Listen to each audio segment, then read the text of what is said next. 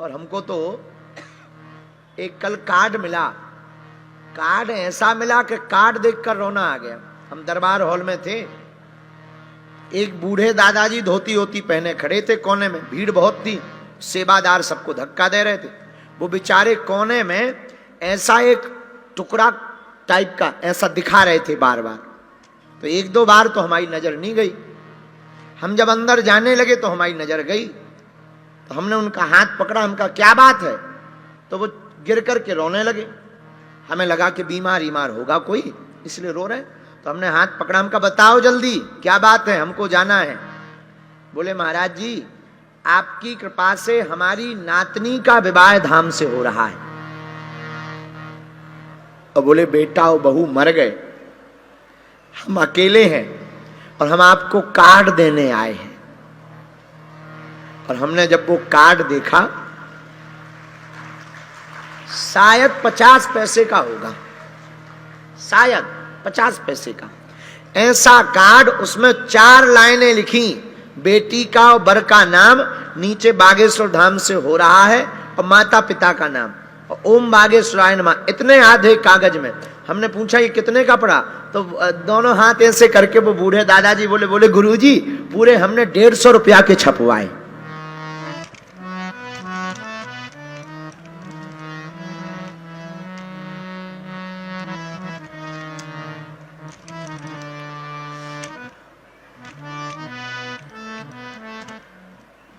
भगवान किसी को गरीब ना बनाए, बस गरीबी बहुत बुरी होती है। हमने तो अपने जीवन में बहुत देखी, इसी गांव में रह करके देखी। जिस गांव में हम कथा कर रहे हैं, इसी गांव में हमने 8 वर्ष तक भिक्षा मांगी। 8 वर्ष तक भिक्षा मांगकर हमने जीवन जिया। इसी गांव में लोग हमारे पास बहुत आते, कोई दिल्ली का आता, कोई बंबई का आता, कोई बाहर का आता, विदेश के आते, विदेश के लोग भी हमारे पास आते।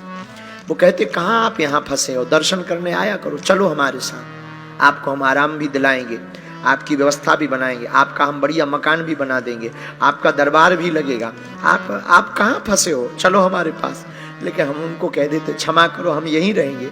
अब उन्हें हम क्या बताएं कि जिस गांव ने हमें खिला करके पढ़ा करके बड़ा किया, उस जन्मभूमि को हम कैसे छोड़ दें? जिस गांव में हमने भिक्षा मांगी हो, ये वही गांव है जहां की गलियों में हमने भीख मांगी, भिक्षा मांगी। ब्राह्मण का धर्म भिक्षा मांगना है। हमारे पिताजी तो कुछ करते नहीं थे, हमने थैला लेते थे, छोटे थे 8 साल के, थैला लिया, माताजी ने थैला दे दिया, पूरे गांव में जाते थे। गांव के लोग अमावस्या पूर्णमासी को आटा देते थे, उसी आटा से घर में जाकर के रोटी बनती थी। कई बार बरसात में वो भी नहीं नसीब होती थी। हमें अपना याद है, हम पढ़ते थे यहीं गांव में, 8वीं तक हमने यहाँ पढ़ाई की। एक पजामा रहता था, एक पजामा, और एक पजामा को हम जो है 3-4 दिन में, जब वो ज्यादा उसमें दाग लग जाएं, ज्यादा धब्बे पड़ जाएं, अब तो हनुमान जी लीला कर देते हैं, कपड़ा पहनने को मिल रहा है, उसी पजामा को रात को धोल करके सूखने डाल देते और सुबह उसी को पहन करके स्कूल जाते। आज भी हम वो रखे हैं, आज भी हम रखे, हम भूले नहीं हैं, आज भी हम रखे। और भगवान करे जब तक प्राण रहे तब तक हम भूलें भी ना।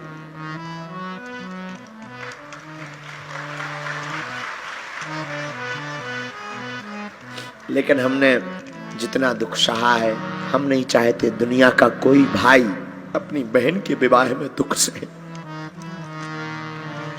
अभी हमको हमारे बच्चे डांट रहे थे कि आप इतना थक रहे, आपका गला बैठ रहा, आप खाना भी नहीं खा रहे, आप सो, सब हो जाएगा। उनको कौन बताए कि तुम तो ठीक हो। जिस बेटी की शादी होनी है, वो 152-53 बेटियां हम पर भरोसा करके आ रही हैं कि बागेश्वर धाम में शादी होनी है। अगर उनके अभावगत में कुछ कमी हो जाएगी तो हम अपने आप को क्या जवाब देंगे? उनकी तो आशा हमसे जुड़ी, उनकी तो आशा हमसे जुड़ी। मेरे माई बाप हमारा कोई प्रदर्शन का विषय नहीं है, हम तो राजनेता नहीं है, तो हमें तो चुनाव भी नहीं लड़ना है कि बेटियों का विवाह करा करके हमें चुनाव लड़ना है, या हमें वोट चाहिए, या दुनिया को दिखाना चाहते हैं। हमारा उद्देश्य सिर्फ भारत में यह है कि भारत में जितने मठ मंदिर हैं वो भी अगर इन बेटियों के विवाह का संकल्प ले ले तो भारत की आधी गरीबी कम हो जाएगी।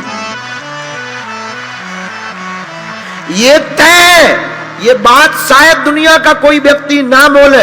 हम बोलते हैं कि हम अपने पैसों से नहीं करा रहे, जो तुम लोग हमें दक्षिणा में देते हो हम उसी से करा रहे, लेकिन हो तो दुनिया में ऐसा कोई जो अपनी कमाई से बेटियों का विवाह करवा दे, हो तो जो अपनी कमाई से, अपनी नौकरी से बेटियों का घर बसा दे। हम सिर्फ ये, हाँ हम अमीर नहीं है, हमारे पिताजी अमीर नहीं रहे, ना हम अमीर है, ना हमारा खानदान अमीर रहा, लेकिन बेटियों का विवाह करा करके हम दुनिया को बताना चाहते हैं कि तुम बहुत अपने लिए जीते हो, एक दिन तुम कभी दूसरों के लिए जीने के लिए सोचो। और हम चाहते हैं इस भारत में एक दिन, आज हम घोषणा करके कहते हैं, आज तो हमारी क्षमता नहीं है, आज तो उतनी सामर्थ्यता नहीं है, जितनी है कम नहीं है, इतना दिया सरकार ने मुझको जितनी मेरी औकात नहीं, इतना दिया, इतनी औकात नहीं। आज तो क्षमता नहीं है, लेकिन व्यासपीठ से हमारा प्रण है कभी इसी मंडप में हम 1100 बेटियों का घर बसाएंगे, कभी कभी जब भगवान कृपा करेंगे। हमने अपनी बहन के विवाह में भोगा है, हमने अपनी बहन, हमारा पुराना घर अलग जगह है, नया घर दूसरी जगह। नया घर में जब हम गए थे तो पुराना घर बरसात में गिर गया था, तो माता पिताजी और हम डेरा लेकर के, एक छोटा सा कमरा था समाज सेवा भवन, उसमें डेरा डाला था बरसात में, उसी में रहते थे। उसी में हमारी बहन का विवाह हुआ था। तो हमने भी 1.5 रुपए का एक कार्ड छपवाया था, और पता है कितने छपवाए थे? मात्र 70 कार्ड, मात्र। जब तो हमने तुमसे कहा था कि तुम 700, 500, 700 कार्ड छपाओ, क्योंकि हमने अपनी बहन के में तो 70 ही छपा पाए, लेकिन हमारी जो बेटियां हैं उनके में खूब छपे, खूब छपे।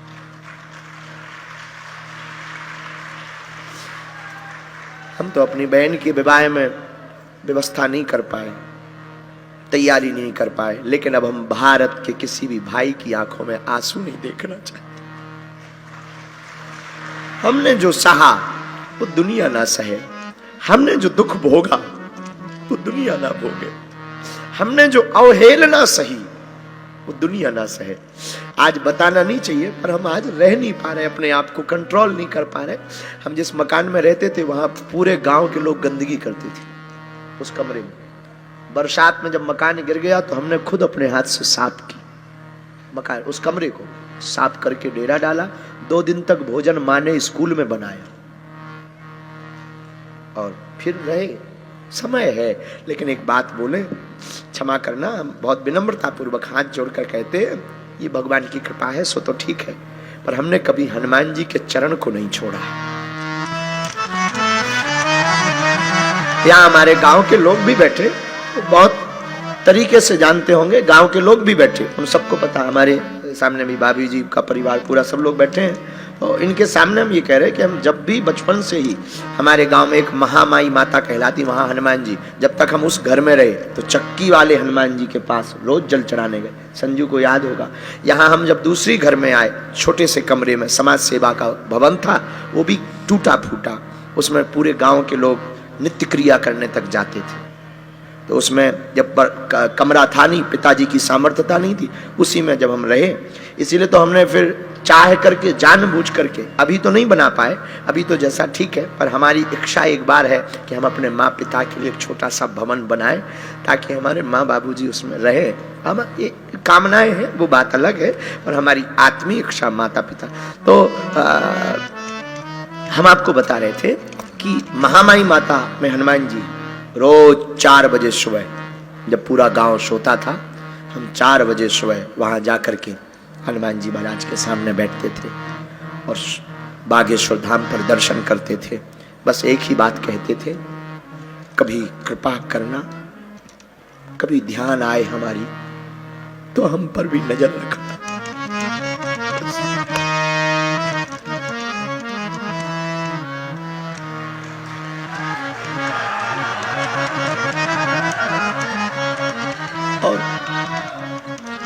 और उनको ध्यान आई, उनको ध्यान आई, उनको ध्यान आई, उनको खबर आई, उन्होंने देखा और देखा और बैठा दिया, ले बना परचम,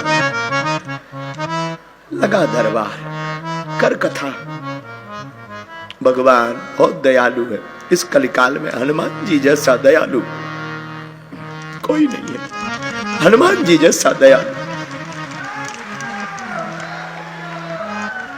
हम तो अपना अनुभव कहते, दुनिया का नहीं। दुनिया ने क्या जाना क्या समझा हमें खबर नहीं।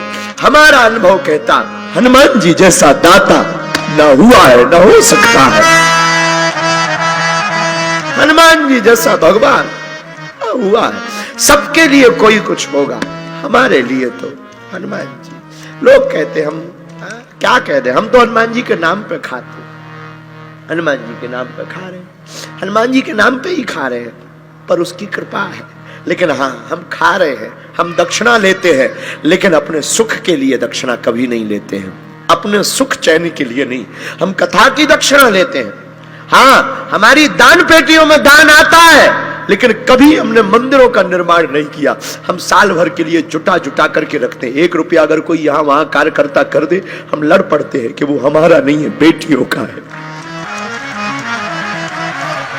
कई बार छोटे छोटे लोग, कई बार हमारे बच्चे चोरी तक कर लेते, हम जान भी जाते, समझ भी जाते, हम उनको बस यही अकेले में समझाते कि देखो हमारा नहीं है, वो बेटियों का है, तुम हमारी चोरी कर लो, हमारी बेटियों का भाग। लेकिन कभी भगवान ने चाहा ना, हम तो यही प्रार्थना करते आज की कथा में जितने लोग बैठे, जो हमने भोगा हनुमान जी साक्षी है, कभी तुमको ना भोगना पड़े।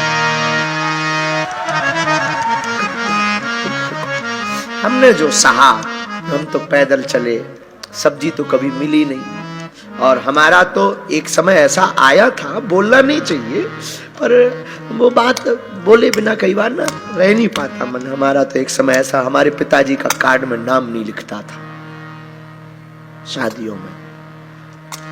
हमको आज भी एक याद है, वो चर्चा करने योग्य नहीं है, आई नो, पर एक किसी सज्जन के यहाँ पर एक फंक्शन हुआ था, पूरे गांव का निमंत्रण हुआ था, हमारे पिताजी का नहीं हुआ था क्योंकि हम गरीब थे।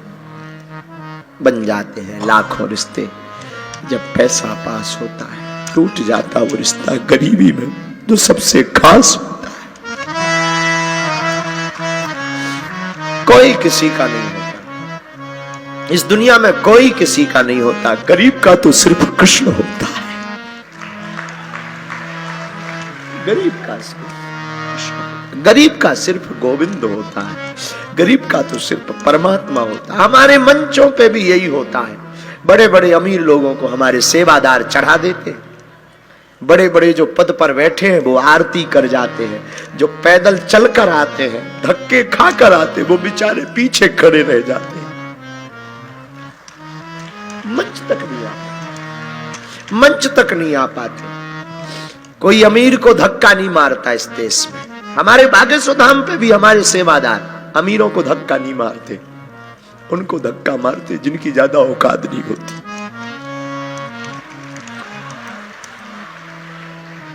पर क्या करें, हमारी भी मजबूरी है, किसको हटा दें किसको भगा दें। लेकिन हम कोशिश करते हैं सदा, जब तक जिएंगे कोशिश करेंगे हमारे द्वार से कोई गरीब चला ना जाए। जिसका कोई नहीं है उसके लिए हम कोशिश करें। भगवान से हम प्रार्थना करते हैं हमारी मति ठीक बनी रहे। साधु बनना तो सरल है, प्रसिद्धि पाना सरल है, पर प्रसिद्धि को बनाए रखना बहुत कठिन है। साधु बने रहना बहुत कठिन है। इस रास्ते में बहुत जंजाल है। कोई हमसे पूछेगा कभी कि मुझे दरबार लगाना है, तो हम उसको यही कहेंगे कि दरबार तो लगाना, कभी भीड़ मत जुटाना। इसमें बहुत कंकड़ है, इसमें फिसलने के बहुत रास्ते हैं, इसमें गिरने के बहुत मौके हैं, हर दिन गिर सकता है। कोई साधु कितना भी बड़ा हो, उसे स्त्री चरित्र और गंदी राजनीति और 2 नंबर का रुपया जमीन में गाड़ देगा। साधु बनना सरल है, साधु बने रहना बहुत कठिन है। हमारे लिए तो बहुत कठिन है। हम कोशिश करते कि हमारे द्वारा कोई अपराध ना हो। हम सदा अपने बच्चों को बोलते, अपने सेवादारों को बोलते कि याद रखना, तुमसे या हमसे कोई भूल हुई तो भारत में कोई 10,000 सालों तक महात्माओं पर भरोसा नहीं करेगा, कोई सनातन पर भरोसा नहीं करेगा। खैर हनुमान जी, मेरे प्रिय आत्मीय जन, हम तुमसे इस अपनी आप बीती बता करके तुमको हम बहुत इमोशनल नहीं करना चाहते। अपनी आप बीती हमें याद आ गई, हम आपको सिर्फ ये बताना चाह रहे कि तुम अपने काम आओ, पर तुम्हारे आसपास कोई ऐसा हो जो वंचित हो, गरीब हो, दीनहीन हो, तुम्हारी जिम्मेदारी है एक घड़ी सही उसका सपोर्ट जरूर करो, सहयोग करो, उसकी मदद करो। हमारे पास भी रहने वालों से हम बहुत हाथ जोड़ करके और बहुत वंदन भाव से प्रणाम करके कहते हैं कि तुम अमीरों का सपोर्ट बहुत लगाते हो, तुम्हारे में खून हो तो कभी उनका सपोर्ट लगाना जो वास्तविक परेशान हो। वास्तविक, खैर ये बातें तो बहुत होती रहती हैं, बहुत बार हम कर चुके, कोई बड़ी बात नहीं। सुदामा जी के जीवन में, सुदामा गरीब नहीं है क्योंकि सुदामा जी के पास गोविंद है। दरिद्रा सीध मानसा दीप्यमाना भिगम्य चा। सुशीला दरिद्र है, सुशीला दरिद्र है। और दरिद्र का अर्थ जो अस्त व्यस्त है, जिसकी कामनाएं अस्त व्यस्त है, कभी तो विरक्ति की कामना और कभी आसक्ति की कामना। बच्चों को देखती है तो आसक्ति जाग, और पति के भाव को देखती तो विरक्ति जाग। हम लोग किसी के घर जाते हैं तो कहते हैं उसके सामान को बिखरा हुआ देखकर बड़े दरिद्री हो, पर दरिद्री का अर्थ गरीब नहीं होता, जो अस्त व्यस्त है। सुशीला कामनाओं से अस्त व्यस्त है। सुशीला के अंदर एक चाह है कि एक बार में थोड़ा धनवान बनूं। सुदामा की चाह नहीं है। क्यों? कृष्णस्यासीत सखा कश्चिद ब्राह्मणो ब्रह्मवित्तमान् विरक्तेन्द्रियार्थेषु प्रसन्नात्मा जितेन्द्रिया। सुदामा जी तो विरक्त, ब्राह्मण भी है, ब्रह्मवित्तमा भी है, ब्रह्म को जान चुके। और जो ब्रह्म को जान जाता है वो फिर आसक्ति की तरफ नहीं भागता। जो अनुराग को जान जाता वो फिर राग में नहीं फंसता, अनुराग में फंसता, वो फिर वैराग्य में जाता। 4 संतानें हैं। रोज भोजन ना मिलने के कारण सुदामा जी की 4 संतानें सूख कर हड्डी हो गई। पिंजर बस बचा है, पूरा तन सूख गया, आंखें घुस गई, पर कभी सुदामा जी ने किसी से याचना नहीं की। ब्राह्मण का धर्म निभाया। ब्राह्मण का धर्म क्या है? सुदामा जी का नियम है 5 घर पर भिक्षा मांगने जाते हैं। 5 घर से जो भी भिक्षा प्राप्त होती उससे परिवार का भरण पोषण करते हैं। अगर 5 घर में से 2 में 3 में ना मिले ना तो फिर अन्य जगह नहीं जाते, 5 ही घर जाते।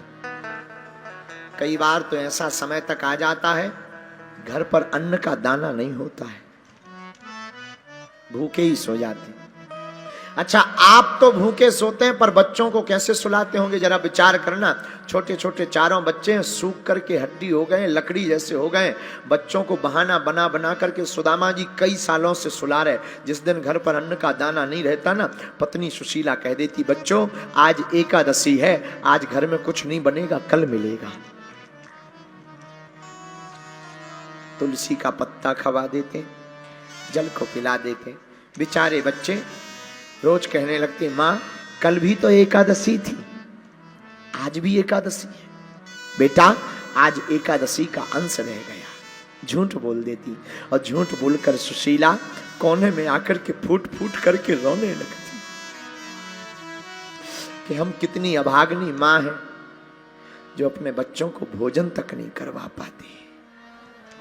झरझर आंखों से आंसू बहाती। पर कभी पति से शिकायत नहीं करती, गोविंद की मूर्ति के सामने आकर रो लेती। एक साड़ी है सुदामा जी के पास, धोती एक है, उसी को पहन लेते, रात के समय उसी को ओढ़कर सो जाते। और इतना प्रभु की याद में मस्त रहते कि रात को जब सोने लेटते हैं ना, तो आंखों से झरझर आंसू कृष्ण कृष्ण कहते कहते एक एक आंसू की बूंद टपकने लगती और वो पूरी धोती गीली हो जाती। इतना कृष्ण प्रेम, इतना कृष्ण प्रेम। एक बात बोले, भगवान किसी को गरीब ना बनाए। गरीबी सबसे बुरी होती है। बन जाते हैं लाखों रिश्ते, जब पैसा पास होता है टूट जाता वो रिश्ता गरीबी में जो सबसे खास होता है। माई बाप, गरीबी बहुत बुरी होती है। अभी जब बेटियों के विवाह के लिए हमारी समिति बार बार गांव गांव जा रही थी तो बताती थी हमको तरह तरह के व्याख्यान।